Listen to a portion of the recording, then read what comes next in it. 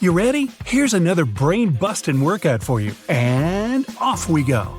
After classes, Margot was studying in the library. At one point, she left for the bathroom.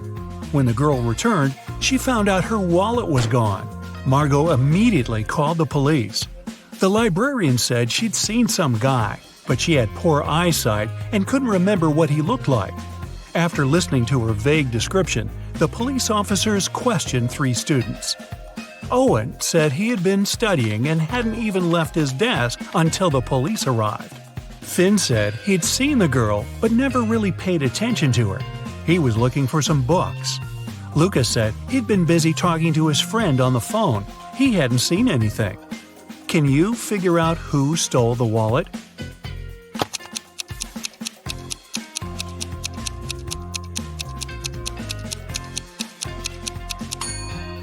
It was Luca.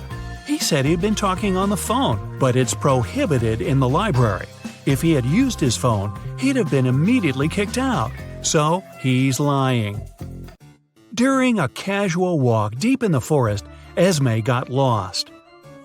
After hours of wandering, she saw a witch's house. Esme asked the elderly woman to show her the way back.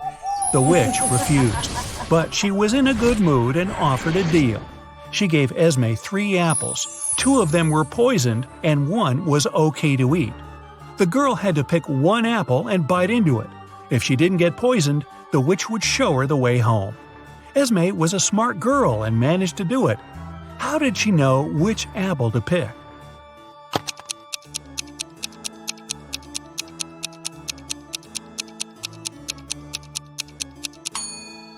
In 1 apple, there was a worm, which means it was safe to eat.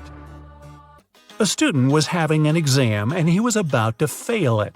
The professor decided to give him 1 more chance and asked the last question. It was, "What's my oldest daughter's name?" The student was puzzled. The professor decided the question was too hard and gave the guy a hint. He wrote down 3 numbers, 58, 3, and 11. Can you help the student answer the question?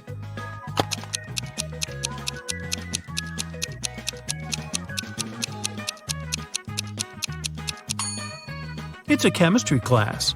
The riddle must be related to this subject. Have a look at the periodic table. The 58th element is cerium, or Ce. The 3rd element is lithium, Li. And the 11th element is sodium, or Na. If you put all of them together, you'll get the name Selena.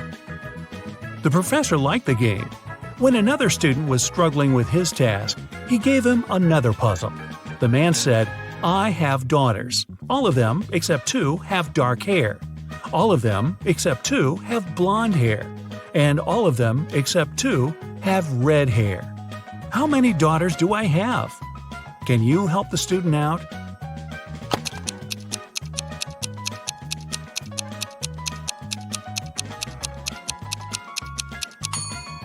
This time, the riddle has nothing to do with chemistry. Pure logic. The professor has 3 daughters. 1 of them has dark hair, the 2nd is blonde, and the 3rd daughter has red hair. Ben was walking in the park at night when someone knocked him out and stole all his stuff. The guy went to the police. 3 people, Cole, Jerry, and Bernard, were in the park at that time. They got arrested. The detective gave each of them a marker and asked them to write their names on the whiteboard. As soon as they finished, he immediately arrested the right person. Who was guilty, and how did the detective find it out?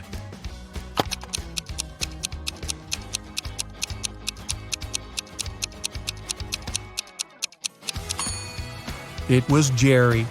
Ben was hit from the right. It means the person who did it was left-handed. Among the 3 suspects, that's only Jerry. Really? Ben and Jerry? I think I need some ice cream. A member of an expedition to the South Pole found himself in a frozen cave. He didn't remember what had happened, but he knew he had to get out. The man saw 3 doors and a note saying what was behind each of them. Behind the first door, there was a hungry polar bear. Behind the second door, there was a room filled with poisonous gas. And behind the third, there was a room with sharp icicles falling from the ceiling every second. Which door should the man choose to survive?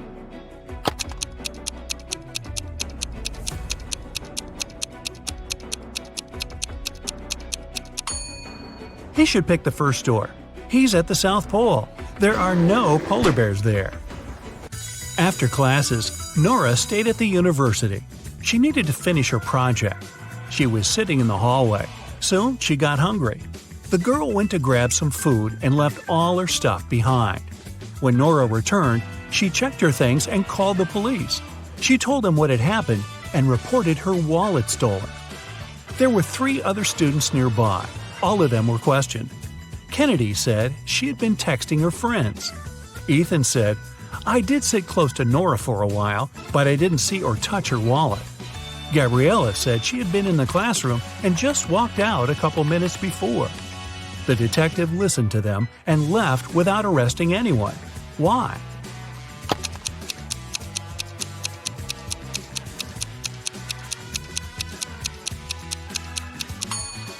The detective remembered that Nora had gone to get some food. It means the wallet was with her and couldn't be stolen. The girl lied. 3 women, Sarah, Milla, and Eleanor, went shopping. 2 of them are pregnant, and 1 is a professional watermelon thief. Yeah, I know, but just humor me. Can you tell which one stole the watermelon?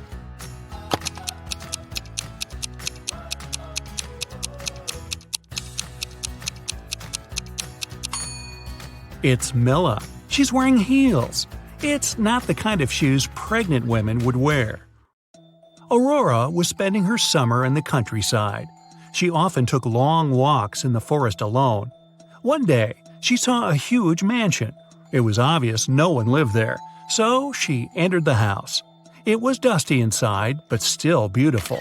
Aurora took some pictures and left the place. When the girl came back home, she looked through her photos. She wanted to pick the best ones to post on her social media, but then she saw one of the photos and screamed. Take a careful look at this photo. Can you see what scared her so much?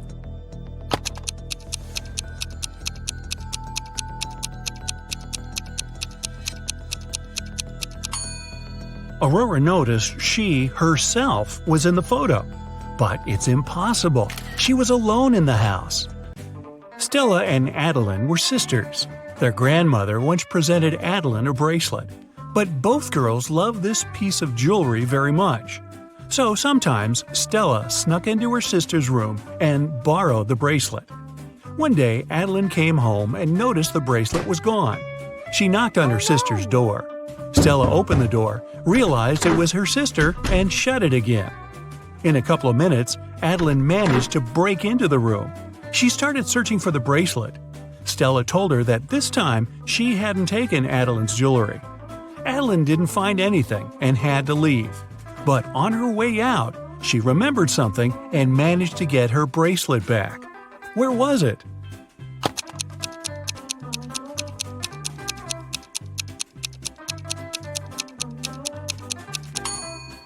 When Stella opened the door, she had her hair down. But later, she already had her hair tied up. In those few minutes, she made a bun and hid the bracelet in her hair. On a rainy summer night, Mrs. Miller came home after work. Her neighbor, Mrs. Smith, visited her. The women wanted to have some tea together. Mrs. Smith said her daughter was at a party. She met one of Mrs. Miller's triplet sons there. Mrs. Miller asked which one it was, but her friend didn't know. Her daughter could never tell the guys apart. The problem was all 3 of them were grounded and weren't allowed to go out until the next week. Mrs. Miller wanted to find out who had broken the rules. She called the boys and asked how they'd spent the day. Ian, the artist, said, "In the evening, I was outside drawing." Ryan, the musician, said, "I spent all day inside writing a new song." Luke, who likes sports, said, "I did a workout and spent the rest of the day reading." Mrs. Miller understood which of her sons was lying and grounded him for another month. Who's the liar, and how did she know?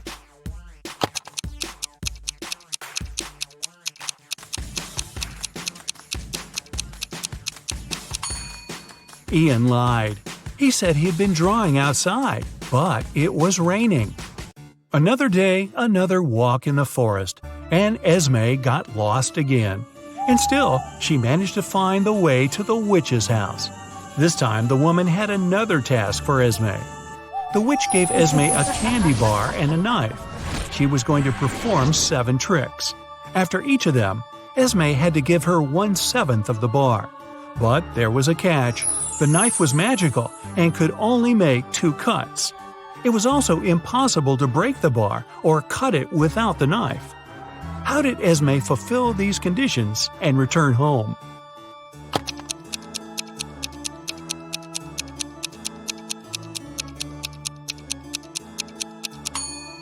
Esme made 2 cuts, dividing the bar into the following pieces: 1/7, 2/7, and 4/7. After the first trick, she gave the witch the 1/7 piece. After the second one, the girl offered the woman the 2/7 piece and took away the 1/7. After the third trick, she gave the witch the smallest piece back. After the fourth trick, Esme took away the first 2 pieces and gave the woman the 4/7 piece. Then she gave her the smallest piece again. After the sixth trick, the girl took away the 1/7 and gave the witch the 2/7 piece. And after the last trick, she gave the woman the smallest part of the bar again. Bonus question. Hey, if Esme is so smart, how come she keeps getting trapped in the forest? I have no answer. Carl and his wife Olivia had dinner. They ate the same dishes: French fries, some fish, and vegetable salad. Half an hour later, Carl felt unwell and called the ambulance. But when specialists arrived, he was already unconscious. The man was immediately taken to a hospital. Luckily, doctors had enough time to save him. When they figured out what was wrong with Carl, everyone was shocked. The man had been poisoned. But how could it happen? He and his wife ate the same dishes, but Olivia was perfectly fine. Even more surprising, the next day, the police arrested the woman for trying to poison her husband. How come?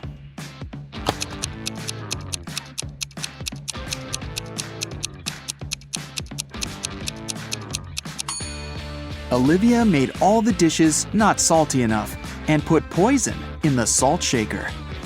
Peter graduated from the police academy and began to work as a trainee detective. 1 week after the guy started his new job, he already had the first tricky case on his hands. One of his colleagues was investigating a series of crimes connected with smuggling. She was close to solving the case, but several days ago, the woman disappeared. Peter visited the last location where his colleague was spotted and found a note: 710-57735, 34 5508 51 7718. Peter has 3 suspects: Bill, a manager in an oil company; Todd, a jeweler; and John, a car dealer. Who's the criminal?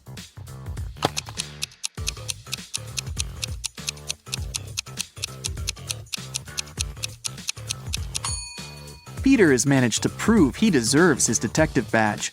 The guy turned the message upside down and tried to read it that way. Surprisingly, the letters made rather legible words. Bill is boss. He sells oil. Something went wrong in a super-secret laboratory. There was a leak of a newly developed experimental chemical, and it made several plants and animals mutate in the blink of an eye. Scientists ended up locked in one room with the vicious monsters. One of the researchers managed to figure out how they could get out of this dire situation, but the substance they needed was in another part of the laboratory. The scientists could get there through one of 3 corridors. The first was guarded by fire-breathing crocodiles. Hey, it was an experimental laboratory after all. The second corridor was filled with meat-eating sunflowers with extra sharp teeth. And the third passage was swarming with venomous bees. Which one should the scientists choose?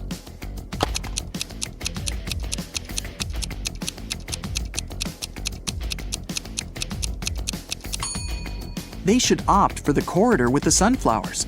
Those are plants, and however scary they are, they can't move. Terry and Alice fell in love and started going out, but the woman's best friend Sarah was jealous of their relationship. Alice didn't want to lose her friendship and tried to keep the dates with her boyfriend in secret. That's why she left him coded messages with the places where they were going to meet. That day, Terry found a new note. It looked like this. At first, he was puzzled, but soon enough, he realized where he was going to see Alice. Can you figure it out?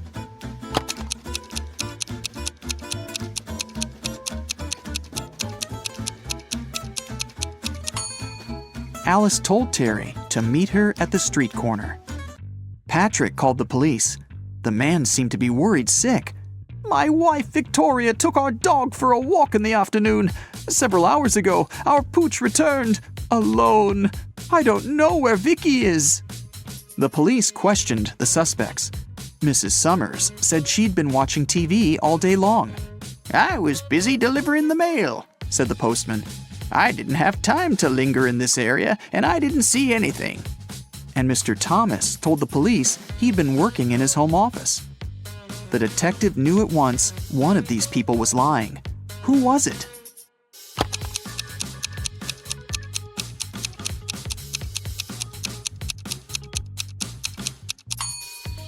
It was the postman. His sleeve is a bit torn, and there's a dog bite on his arm. Plus, some black fur is stuck to his pants. Victoria's dog probably tried to protect the woman. 3 expensive watches have been stolen from Mr. Brown's store this year. The police can't help the poor man. He decides to hire a private detective.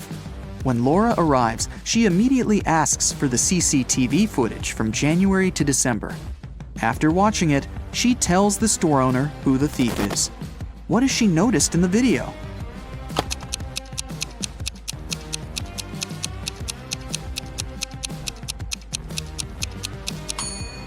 The same guy came to the store several times, in April, August, and November. And every time, he has a cast on his arm. But no broken bone would need 8 months to heal. Joe had a friend, Randy, who never answered questions directly.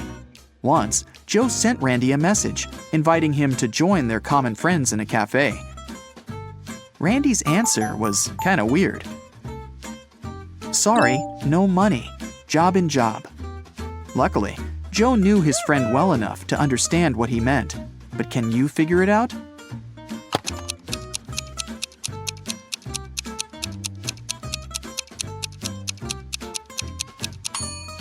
Randy meant he had no money because he was in between jobs. The next time Joe texted Randy was when he needed some advice. Despite all his quirks, his friend was very good at finding solutions to difficult situations. So Joe wrote, "My girlfriend took my professional camera without asking permission, and then she accidentally smashed it. What should I do?" The answer was bizarre, not that it was unexpected. Give, get, give, get, give, get, give, get. At first, Joe didn't think he wanted to follow this advice, but a bit later, he decided it was the best course of action. What was the advice?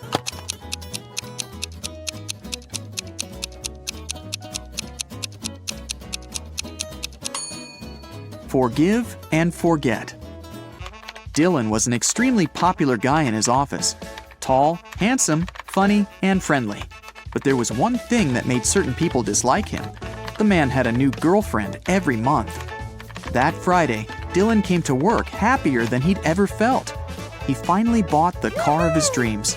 At lunchtime, he went to the parking lot to check in on his new toy. Oh no! His car was a mess, scratched and covered in paint. Dylan went pale and called security. He had 3 suspects, all of them his exes. Andrea said she didn't even know Dylan had got a new car. Catherine answered she'd been preparing a report for their boss and hadn't left her desk. And Mila told the guy she'd forgiven him long ago. Who ruined Dylan's car?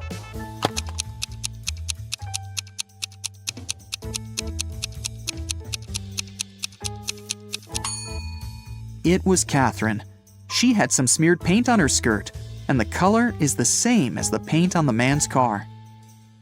2 maids work in a small hotel in the mountains. One day, the hotel owner finds out one of them regularly steals stuff from guests, but he doesn't know which one it is. Look at these maids cleaning the rooms. Can you help the owner understand who's guilty?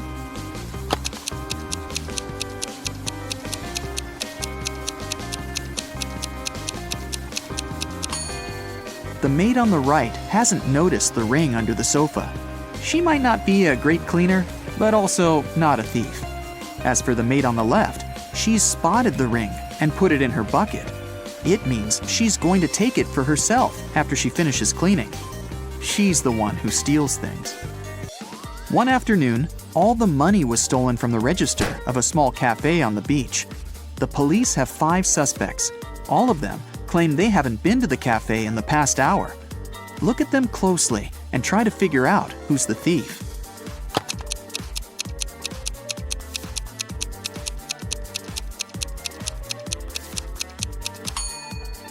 It's the guy with a cocktail in his hand. He definitely bought it in the cafe. But then, why did he lie about not visiting the place? Police officer Cheryl Adams was visiting her colleagues in another town. She was walking along the river, taking pictures to send to her husband, when a man crashed into her. They both fell to the ground. After helping Cheryl to her feet, the man started to apologize. It turned out someone had stolen his wallet, and he was trying to catch the thief. "I was painting my boat, and my wallet was lying next to me. But then I got distracted, just for a moment. But when I turned back, the wallet wasn't there anymore." Cheryl understood the thief couldn't have gone far. She pulled the man to the nearby pier. There were 4 people there. After looking at them closely, the police officer knew who the thief was. Now it's your turn to figure it out.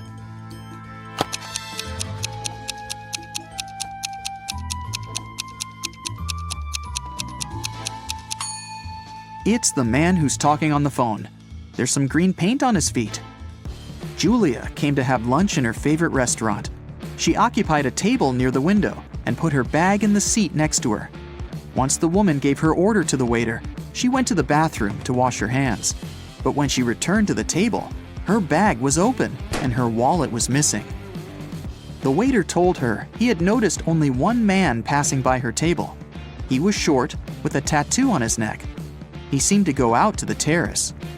Julia rushed there and saw 3 people sitting at their tables. She looked at them closely and soon understood who'd taken her wallet. Who was the thief?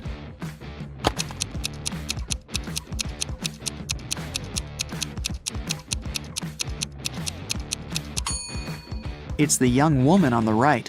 You can see a wig and some men's clothing in her bag. Plus, she's wearing a turtleneck to cover her tattoo. Wow! While working late at night in a top-secret laboratory, Michael finally managed to create the DNA of a hybrid monstrous creature. After all that hard work, he decided to grab a quick coffee and donut as a little reward. But he came back and saw that the specimen had disappeared from the incubator. Michael lined up Ryan, Jeff, and Laura and confronted them. "Who took an important top-secret piece of research I was working on?" Ryan said he'd been busy doing some additional research on a separate project and had no idea what was going on. Jeff said he hadn't touched the hybrid creature and had been in the archives digging through some files he needed. And Laura said she'd been in the bathroom the whole time. So, who took the specimen?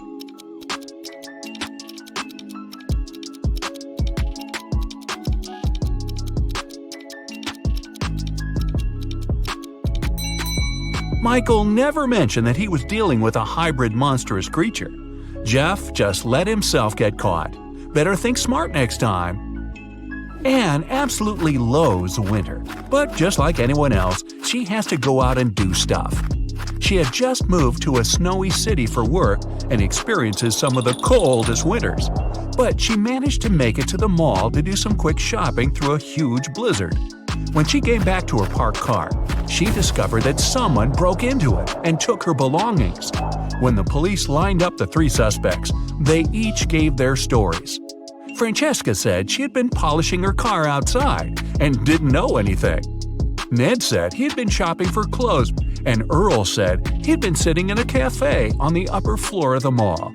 The police arrested the suspect. Who was it?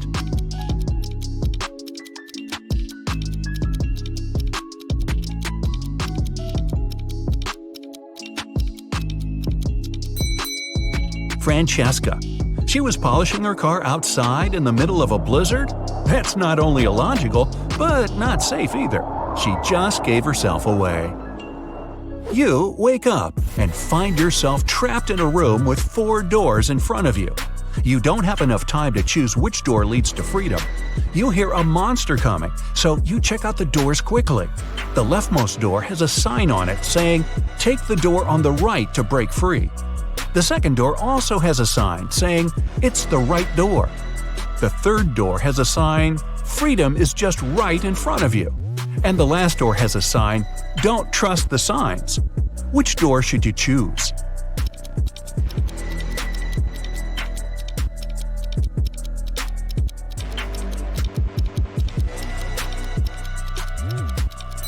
The last door.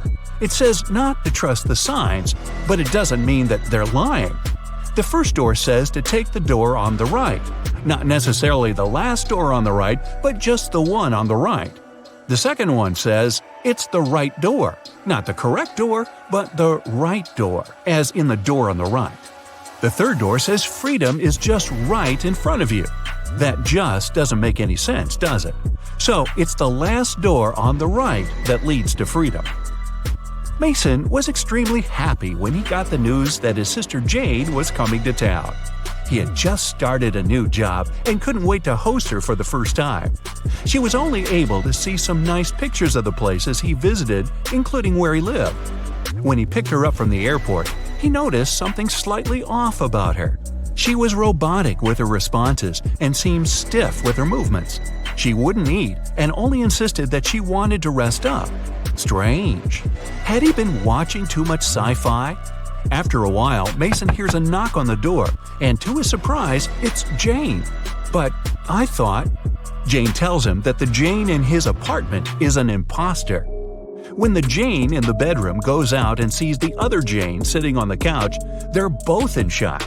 They both try to convince Mason that they're the real Jane. But who will Mason believe?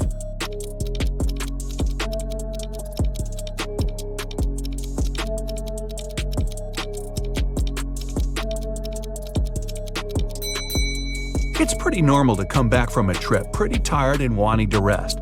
But how did the second Jane know where Mason lived without prior knowledge? And she didn't even break a sweat running up to the apartment. On a nice day, Vivian, who lived in a town on the seashore, decided to go for a hike alone. But after hours of trekking, she ended up on a section of the forest she wasn't familiar with. Before her were 3 paths. One path had bare footprints leading away. Another had human shoe prints, and the third was right by the river. Which one should Vivian take to find her way?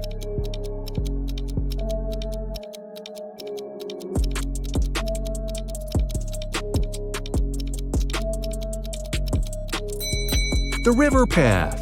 Since she lives in a coastal town, the river mouth most likely ends up in the sea.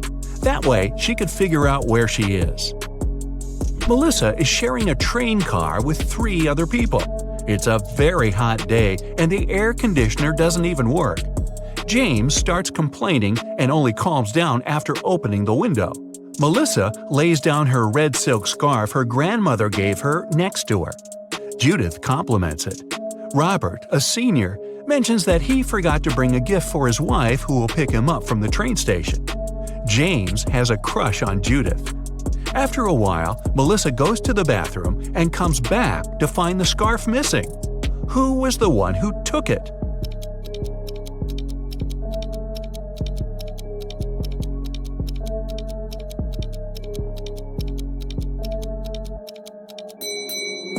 None of them. It was a hot day and James opened the window. The wind sent the scarf flying right out of it.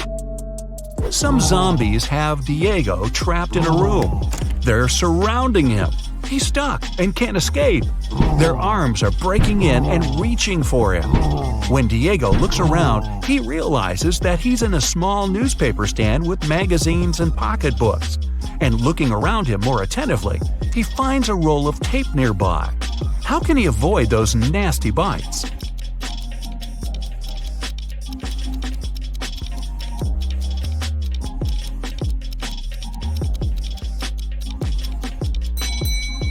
The only way for Diego to escape will be to tape those magazines around crucial parts of his body where they can't lay his teeth on him.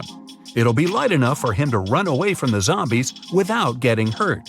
Plus, he'll have plenty of reading material for the road. Evan got lost in a forest, and just his luck, it was snowing.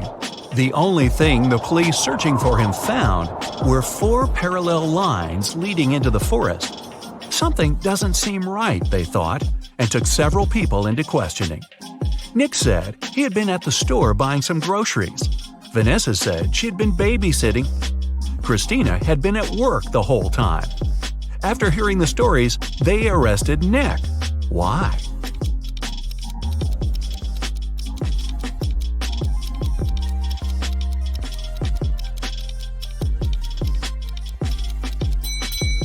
Nick was in a wheelchair.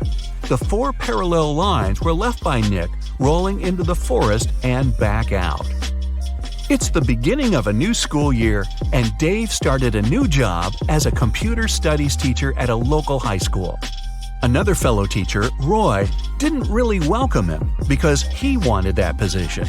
But at the end of the day, there was a security breach which leaked out a lot of important information about the school. When the police questioned everyone, including Roy and Dave, they each gave their stories. Dave said, "I was checking exam papers and was at the staff room the whole time." Roy said, "I was preparing homework for my classes when everything happened." Who should the police arrest? Who was lying?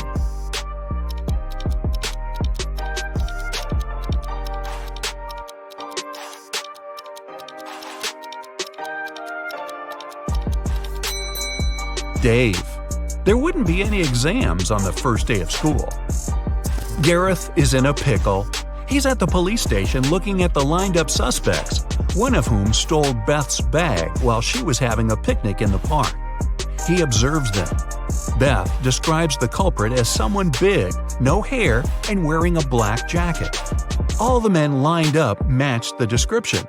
Gareth looks at each of them, and they all have one distinct trait that makes them stand out from each other.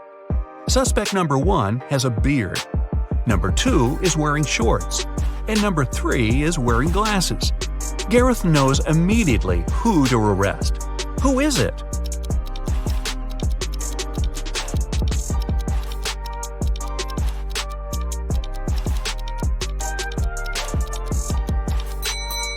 Suspect number 1 has dirt all over his boots. The rest are all clean. He ran through the mud tracks while Beth was having a picnic. One Sunday, Tom told his brother Dan that he was going hiking with his friend Chris. The next Saturday, the police found Tom unconscious in the forest. Dan said he had been working all week. As for Chris, he was found wandering along the highway. He explained that he had gotten lost in the forest almost immediately after they had arrived and just found his way home. One of the guys was lying. Who was it?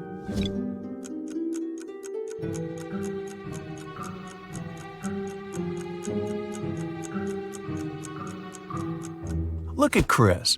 He's too well-shaven for a man who spent a week in the woods. There are 5 girls in the room. Ashley is drawing, Olivia is reading, Maria is playing hide-and-seek, and Emma is tidying up. What's Sarah doing?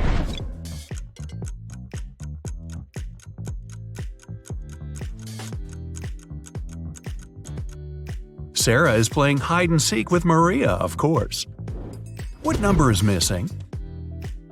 A small hint, it's not number 4.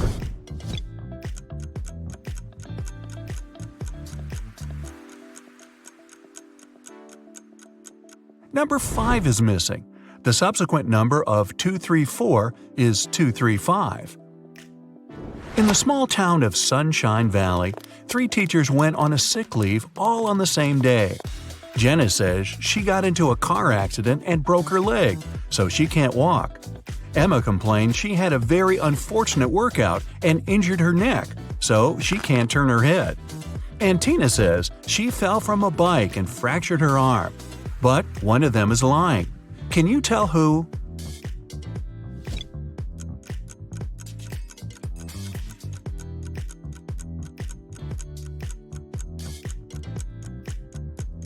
It's Jenna. If she can't walk, why does she even have a crutch to hold her up? If it's raining at midnight, can you expect that in 72 hours it'll be sunny?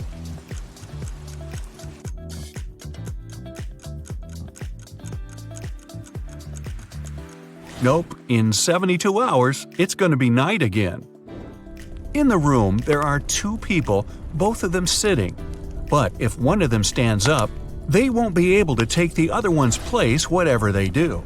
How is that possible?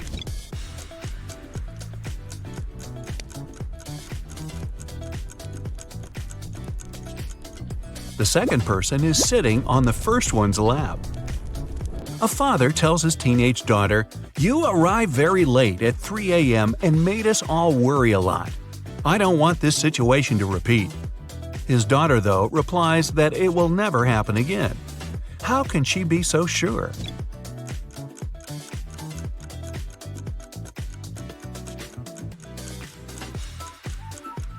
The father was talking about the birth of his daughter. An art expert paid big money at an auction for a painting that he knew didn't cost anything. He was an honest man and didn't have any criminal intentions. Why did he buy this picture?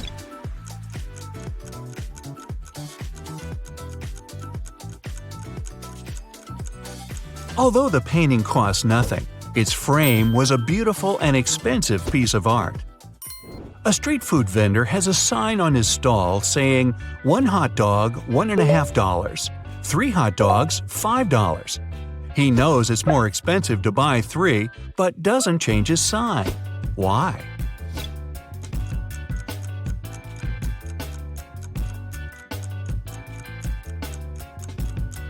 Each time a customer saw his sign, they would buy 1 hot dog, then another, and then a third one, totaling up to $4.50. Thus, everyone's happy. The customers think they're clever, and the vendor gets his sales up. During a fire, a bank was robbed. The security guard told the police that he wanted to save a bag of money, but he had to crouch to tie his boot just in front of the emergency exit. At that moment, the door opened and hit him on the head. When he came to, the money was missing. Why was the security guard arrested?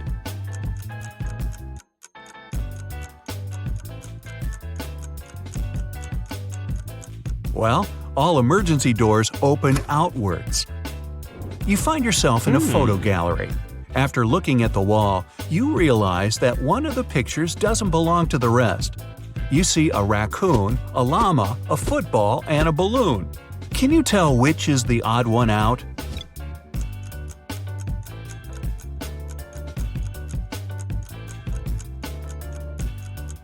It's the llama picture. The other 3 objects have 2 double letters in their names, but the llama only has 1 double. There's a barrel of water in the yard. You look inside and say that it's more than half full, but your friend argues that it's less than half full. How to figure out who's right without using any measuring tools or removing water from the barrel?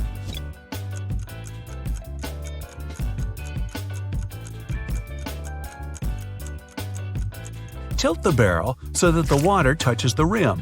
If you can see the bottom, the barrel's less than half full. If the bottom is still covered with water, it's more. Sam and his brother John were always fighting. Their mother couldn't take it anymore and came up with a clever plan to stop them. She told the boys to stand on the same piece of paper in such a way that they didn't touch each other, and it worked. The boys couldn't fight anymore. How did she do it?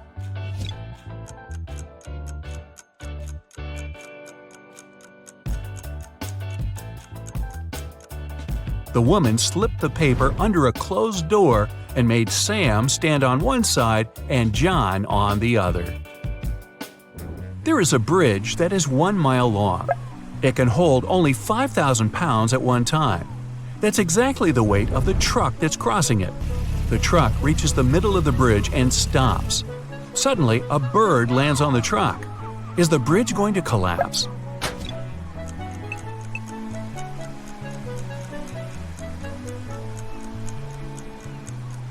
The bridge isn't going to break down because the truck has already used some gas to get to the middle and therefore weighs less than 5,000 pounds. A young woman is sitting near the window. At first, she's deep in thought. Then, she suddenly decides to throw something out of the window. A couple minutes later, she drops on the floor unconscious. She's perfectly healthy and isn't prone to sudden faints. There was no one outside to have hit her either. So, what happened?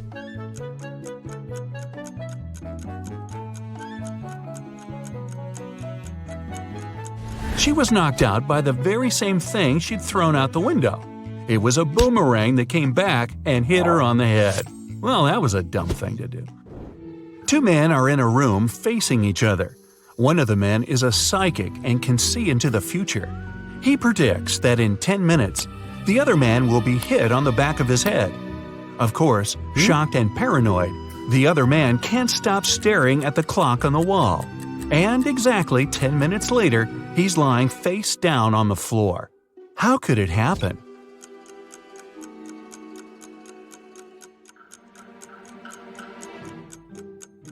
After 10 minutes, the man turned around to see if there was anyone behind him.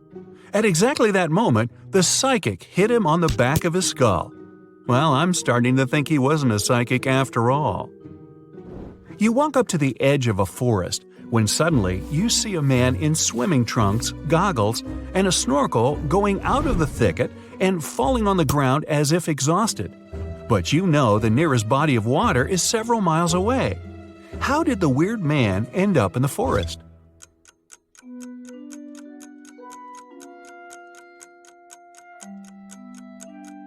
There was a huge forest fire, and the plane that was extinguishing it had to scoop up water from the lake several miles away. Doing it, it accidentally captured the man snorkeling in the lake. He was dropped down together with the water and miraculously survived. Upon receiving an anonymous tip, the police rushed to a house where a suspect was said to be. They have no physical description, but they do know his name is John. When the cops reach the place, they see 4 people sitting at a table: a carpenter, a firefighter, a truck driver, and a mechanic, none of which have name tags on their uniforms. Without a moment's hesitation, they arrest the firefighter. So, how did they know that's their guy?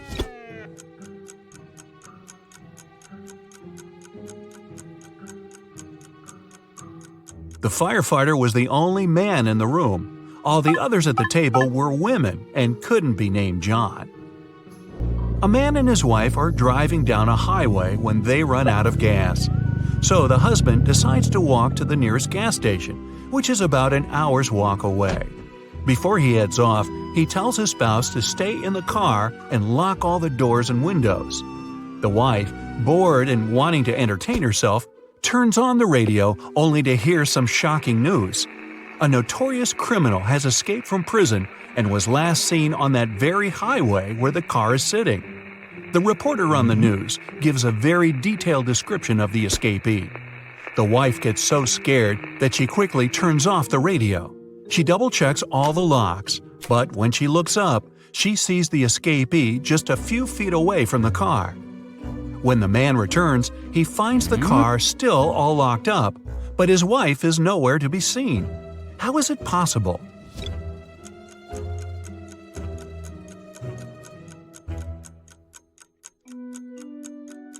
The answer is simple. The couple had been driving a convertible with the top down, and the woman wasn't, dare we say, terribly bright. An adventurer found a treasure chest in a cave that was guarded by a pirate. He had 3 keys, gold, silver, and black, but only one of them could open the chest. The pirate would give the adventurer only one chance to reach the treasure. If he chose the right key, he could take the chest. If he chose incorrectly, the pirate would attack him. Arr! The only clue was this cipher. Which is the right key?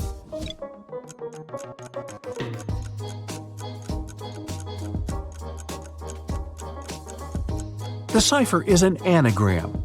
Shuffle the letters a bit and you'll get the golden key. The adventurer went away unscathed, and the pirate was left frustrated and treasureless.